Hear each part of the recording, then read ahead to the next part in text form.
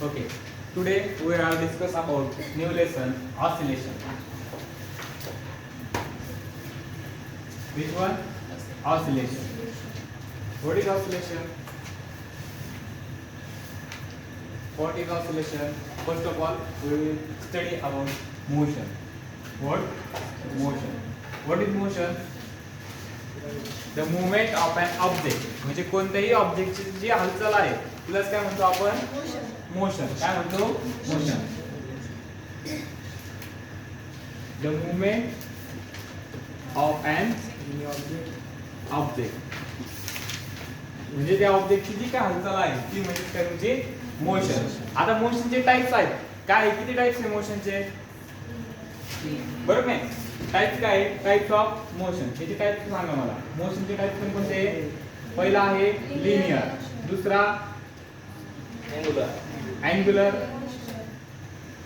तिसरा oscillatory, then periodic,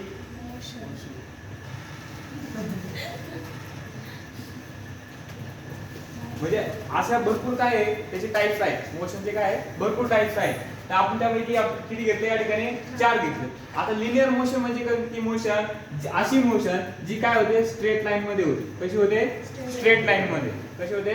straight line मध्ये. त्या मोशनला काय म्हणणार आपण? Linear motion. मग आता अँग्युलर मोशन. अँग्युलर मोशन कशी होणार? अँगल मध्ये. म्हणजे काय? ती सर्क्युलर मोशन असणार. कशी असणार ती? Circular motion. म्हणजे तो अँगल जो आहे तो डिस्प्लेस कसा होणार? तो थीटाने होणार. कसा होणार? थीटाने. ओके. त्यानंतर ऑसिलेटरी. ऑसिलेटरी म्हणजे कशी? की ऑसिलेट बॉडी कोणती ऑसिलेट होती म्हणजे काय होते? ती एकदा अप अँड डाऊन जाते किंवा काय होते? टू अँड फ्रो, मागे आणि पुढे ऑसिलेशन होतात. नंतर रबर घ्या. रबर काय केलं तुम्ही? दोन्ही साइडला रबर धरा. असं काय केलं? ए पोझिशनला तुम्ही काय केलं? रबर आणि बी पोझिशनला असं धरलं. त्याला काय करायचं? थोडंसं ताण द्या. ताण दिल्यानंतर काय होते? त्याची मोशन ही एकदा वर जाईल, परत काय होणार? खाली जाणार. अशी काय होणार? अप अँड डाऊन मोशन चालू राहणार. बरोबर नाही? तीच मोशन तुम्ही जर स्प्रिंगच्या बाबतीत घ्या. काय करा? या ठिकाणी स्प्रिंग तुम्ही अशी हे करा. त्या ऑब्जेक्टला काय करा? स्प्रिंगला या ठिकाणी मास लावा. काय लावलंय? एम ए मास लावलंय. हे एम ए मासला काय लावलं तुम्ही? फोर्स लावला. काय लावला?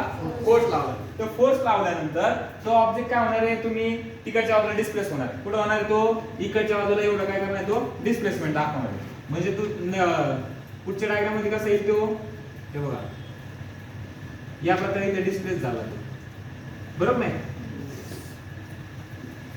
हा, तो इथपर्यंत डिस्प्लेस झाला. मग हे काय? ही मोशन कोणती होईल? यानंतर तो काय? इथून तुम्ही जर फोर्स सोडून दिला. काय दिला? फोर्स सोडला. इथला जो काय फोर्स लावला होता तुम्ही या ठिकाणी काय केलं? तो फोर्स सोडून दिला. म्हणजे या बाजूला ते काय होईल? अट्रॅक्ट होईल. मग अट्रॅक्ट झाल्यानंतर तुमची जी स्प्रिंग आहे ती काय होणार आहे? कॉम्प्रेस होणार आहे. काय होणार आहे? कॉम्प्रेस. म्हणजे तुमचं मास कुठे येणार? या ठिकाणी मास. म्हणजे जे काय डिस्प्लेसमेंट दाखवलं होतं ते डिस्प्लेसमेंट काय होणार? सडनली डायरेक्ट डिक्रीज होणार. म्हणजे तुमच्या हा जो मास आहे हा मासला बॅक फोर्स जो आहे म्हणजे अपोजिट फोर्स, तुम्ही लावलेल्या फोर्सच्या अपोजिट फोर्स जो काय फोर्स असेल त्याला काय म्हणायचं? Restoring force. कोणता फोर्स म्हणायचा त्याला? Restoring force. Restoring force. What is restoring force? Restoring force कसा? तुम्ही जो काय लावलेला फोर्स आहे कोणता?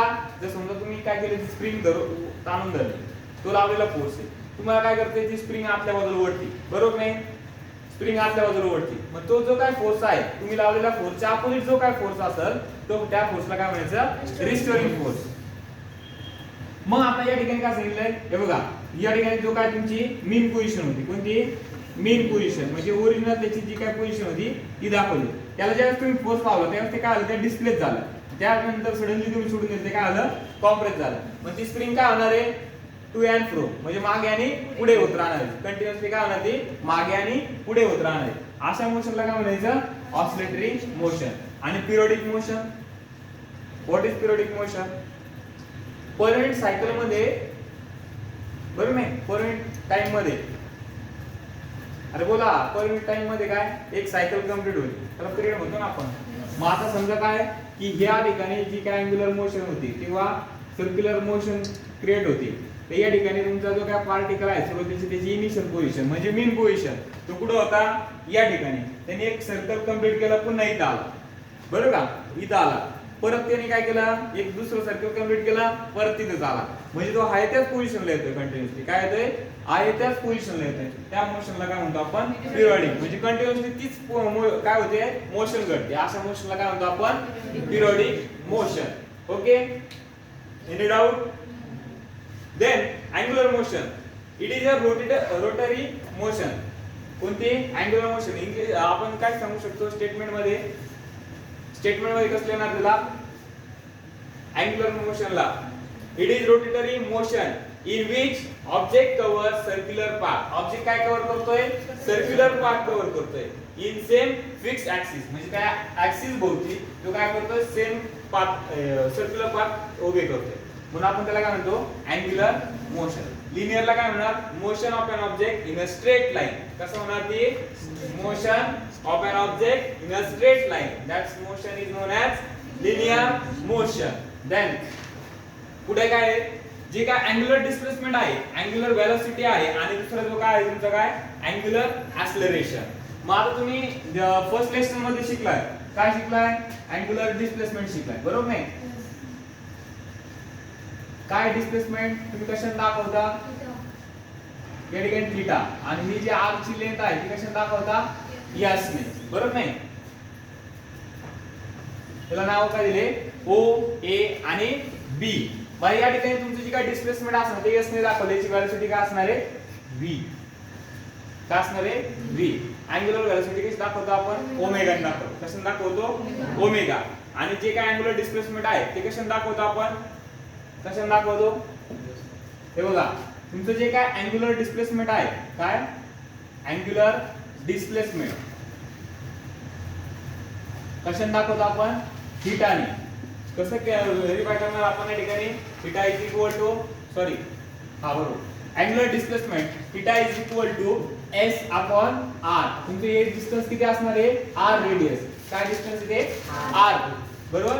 त्यानंतर तुमचं जे काय आहे अँग्युलर व्हेलॉसिटी, कोणतं आहे, अँग्युलर व्हेलॉसिटी. मग अँग्युलर व्हेलॉसिटी कशाने दाखवतो आपण, ओमेगा. मग इक्वेशन काय येते तयार तुमचं, D theta upon D T. काय येते, D theta upon D T. त्यानंतर पुढचं जे आहे अँग्युलर ऍक्सलरेशन, कोणतं, अँग्युलर ऍक्सलरेशन कशाने दाखवतो आपण, अल्फा. म्हणजेच काय येते तिकडे equation, D omega upon D T. Okay, तुम्हाला मागे मी सांगितलंय काय, ऍक्सलरेशन, वेलोसिटी आणि डिस्प्लेसमेंट. या डेफिनेशन कशा लक्षात ठेवायच्या, ऍक्सलरेशन, वेलोसिटी आणि डिस्प्लेसमेंट, बरोबर नाही? मग ऍक्सलरेशन काय सांगणार तुम्ही, the rate of change of velocity. काय सांगणार, the rate of change of velocity with respect to time, that's known as your acceleration.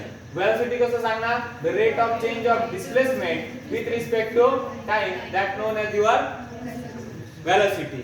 Then displacement, the rate of change of काय असं सांगणार आहे का, डिस्प्लेसमेंट काय आहे, the minimum distance traveled by an object, that's known as your displacement.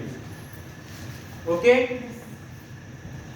त्यानंतर या ठिकाणी तुम्हाला अँग्युलर डिस्प्लेसमेंट थीटाने दाखवलेला आहे, अँग्युलर वेलोसिटी ओमेगाने दाखवली आहे, अँग्युलर ऍक्सलरेशन अल्फाने दाखवलेले आहे. आता रिस्टोरिंग फोर्स जो आहे, रिस्टोरिंग फोर्सची डेफिनेशन द्यायची आपल्याला. काय द्यायची आहे, रिस्टोरिंग फोर्सची डेफिनेशन काय सांगणार आहे, a force acting opposite to, a force acting opposite to bring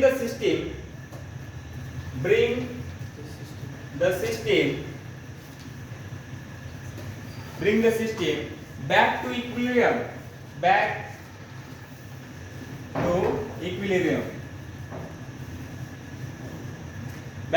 equilibrium, that is rest position. काय आहे, that is rest position.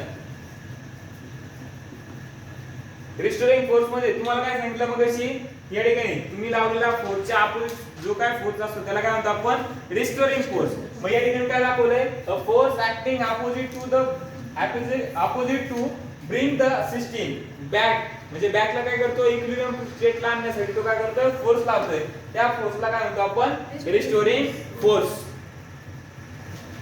That is rest position.